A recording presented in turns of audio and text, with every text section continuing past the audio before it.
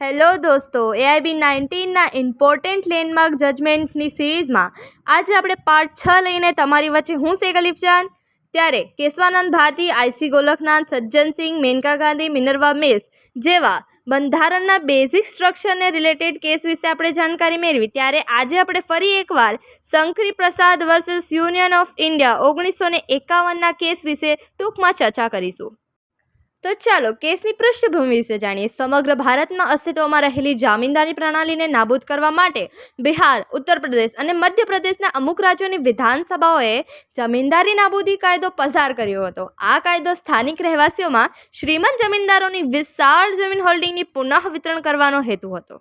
કેટલાક જમીનદારોએ વ્યથિત થઈને આ કાયદાને અદાલતમાં પડકાર્યો, એવી દલીલ કરી કે તે ગેરકાયદેસર છે.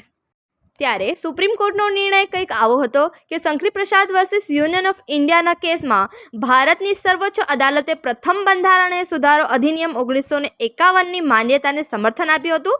અરજદારને સુધારાને પડકાર્યો હતો, જેણે ભારતીય બંધારણમાં અનુચ્છેદ 31(1) અને અનુચ્છેદ 31(b) ઉમેર્યો હતો. એવી દલીલ કરી હતી કે કાયદાનું ઉલ્લંઘન કરે છે, જેમાં 19(1)(f) હેઠળ મિલકતનો મૂળભૂત અધિકાર હોય છે. જો કે શંકરી પ્રસાદ કેસમાં સર્વોચ્ચ અદાલતે ચુકાદો આપ્યો હતો કે સંસદને અનુચ્છેદ 368 હેઠળ મૂળભૂત અધિકારો સહિત બંધારણમાં સુધારો કરવાની સત્તા છે.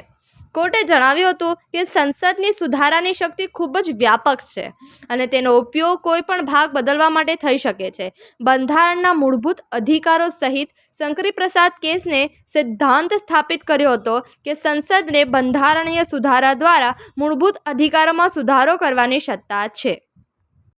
આ કાનૂની કાર્યવાહી વચ્ચે કેન્દ્રીય સંસદે બંધારણમાં સુધારો કરવા માટે એક બિલ રજૂ કરીને તમામ મુકદ્દમાઓનો અંત લાવવાની માંગ કરી હતી. વિવિધ ફેરફારો કર્યા પછી બિલને જરૂરી બહુમતી સાથે 1951ના બંધારણના પ્રથમ સુધારો અધિનિયમ તરીકે પસાર કરવામાં આવ્યું હતું.